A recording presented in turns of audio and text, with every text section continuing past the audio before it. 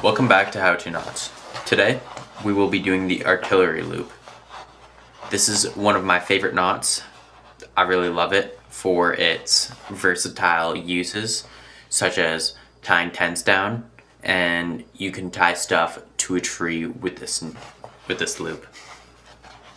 It just goes like this. It's pretty much the finishing product.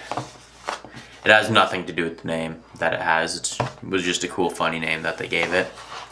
Here, but let's get right into tying it. So first off, you're going to take your string, take the lead end, do a little loop just like that. Cross this off and pull it over the top end, just like that. And then you're going to pull this, the bottom of that little loop, over the middle string and under the top string. Grab the tail end of the rope, or I guess that would be the lead end. Pull a little bit tight. Perfect. The artillery loop. This is Abok number 153, and yeah, I think I'm in love with this knot.